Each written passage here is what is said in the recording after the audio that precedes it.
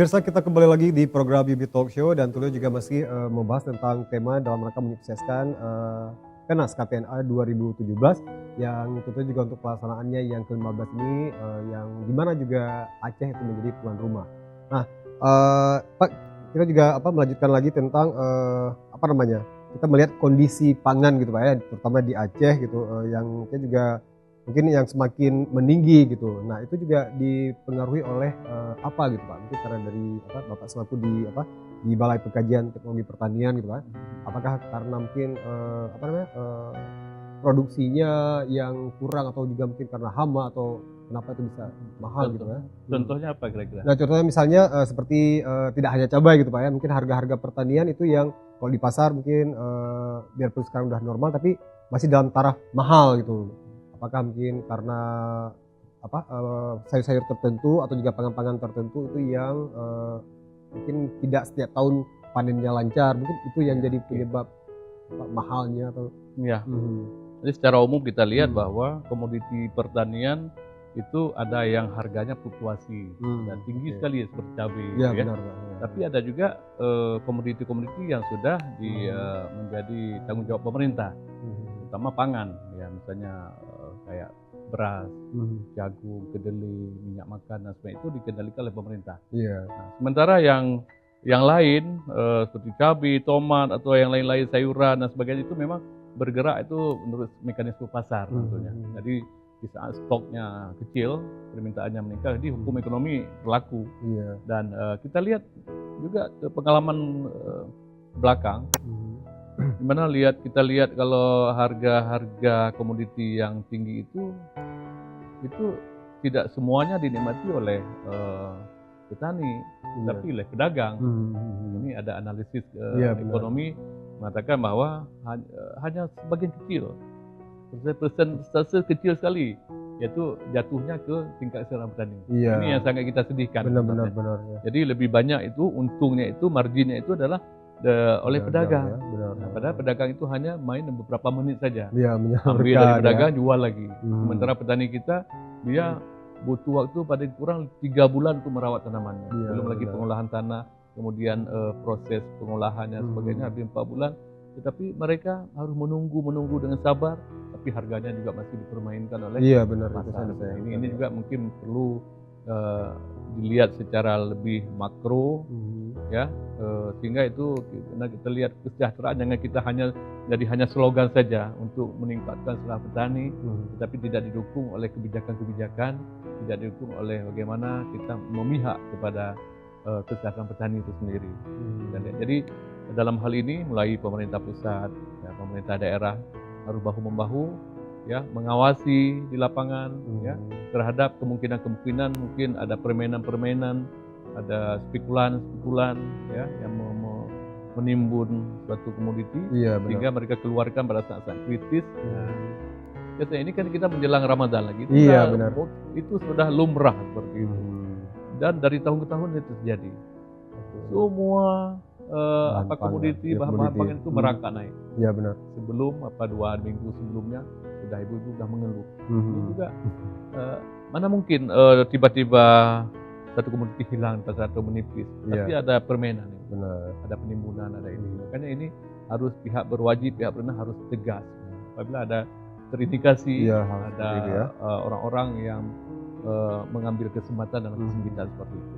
Iya, nah jadi benar-benar juga bisa tersalurkan dan tidak ada pihak dirugikan gitu Pak ya. Dan satu hal lagi saya lihat pengamatan juga, kenapa kita ada beberapa komoditi ini tinggi harganya? Memang jatuhnya mungkin di transportasinya. Benar. Jadi ongkos angkut ini mahal. Karena di Aceh ini nggak ada kereta api, ada transportasi lain, ya. Jadi menggunakan mungkin kalau di tempat lain ada laut, ada darat dengan kereta api yang lebih murah. Tapi kalau kita dari Medan, kan? Itu harga suatu produk itu Rp100, tapi bisa menjadi Rp130 per satuan karena didatangkan dari Medan dengan ongkos yang sudah harus ditanggung oleh konsumen. Nah, inilah yang membuat beberapa harga komoditi itu mahal dan naik ya. Terasa mahal. Oke, nah jadi itu berpengaruh juga itu dari transportasi ya, Pak. Nah, Terus untuk ini Pak, apa yang menariknya gitu ya, kita kembali ke apa pembicaraan tadi yaitu tentang gerakan tanam cabai Pak. Ini apa yang akan dilakukan itu yang continue gitu, tidak hanya di event ini Pak ya, itu seluruh Aceh atau gimana programnya gitu untuk Ya. apa namanya, apa bibit-bibit cabai apakah sudah disalurkan atau Oke, baik. Ya. Jadi ini seperti kita ulang tadi bahwa ada suatu program dari Kementerian Pertanian Iya, untuk bagaimana benar.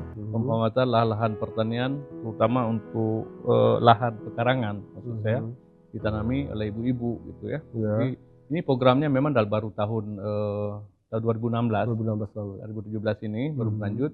Kita ditugaskan dari Badan Litbang Pertanian ada 1 juta berapa? Ya 14 juta bibit cabai yang harus disalurkan. Oke. Dan kita di BPTP Aceh ini ditugaskan hanya 75.000 bibit mulai kemarin Februari sampai nanti setelah penas nanti. Oke. Nah, jadi setelah penas nanti kita bulan 7 kita sudah tersalurkan semua. Nah hari ini kita baru salurkan sekitar 35.000. Nah, jadi masih ada sekitar 40.000 bibit yang kita akan salurkan. Nah kemarin kita sudah kerjasama dengan PKK Provinsi, kemudian IWAPI, IKAWAPI, kemudian Muslimat NU, dan berbagai organisasi wanita. Ada MOU, kemudian kita bina mereka dengan sedikit pelatihan bagaimana menanam cabai dalam pot, dalam polybag, di halaman rumah yang sempit dan sebagainya, bagaimana cara penanggulangan hama penyakit. Jadi kita training mereka singkat dan kita harapkan nanti setelah kita salurkan kita juga akan mengevaluasi tentunya, sejauh mana yang kita salurkan apakah ditanam apa tidak gitu. Sebab pengalaman sebelumnya juga apabila kita tidak awasi yang baik, kita tidak pantau, bisa jadi nanti hanya beberapa persen yang ditanam. Nah, gitu. Mungkin ada yang menjual gitu Pak ya. Yang ditaruh di sumur Iya. gitu. Jadi ini suatu mubazir tapi jadi ini juga kami membuat suatu program jadwal. Nanti kami keliling, ya, kami tanya lagi kepada organisasi wanita yang kami salurkan bibit untuk kami lihat perkembangannya, apa kendala di lapangan. Iya.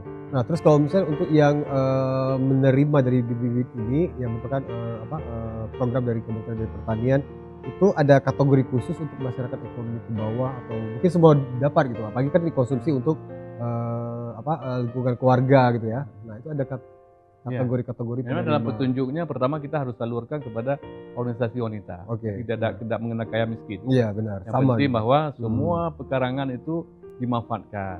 Selain dengan ibu-ibu mungkin senang tanam bunga, tetapi juga mungkin bisa ditanam tanaman yang produktif seperti cabai, tomat, terong dan sebagainya. Nah, lalu kemudian kalau ada organisasi wanita itu punya binaan mereka, yang katakanlah di kampung mereka tempat tinggal ada kelompok wanita, ya, bukan pengurus IWAPI atau IKAWAPI atau PKK, itu boleh juga disalurkan di kampung itu. Jadi mereka punya satu kampung binaan, jadi organisasi wanita bersama kami BPTP datang membina, itu juga ada. Oke. Nah pasti setiap program itu pasti juga punya tujuan sendiri gitu Pak ya. Nah mungkin tujuan yang khusus atau juga spesifik dari gerakan tanam cabai ini, gertam cabai ini Pak, itu yang mungkin yang diharapkan dari BPTP atau juga mungkin dari Kementerian Pertanian, goal apa gitu ya mungkin yang ingin dicapai gitu Pak.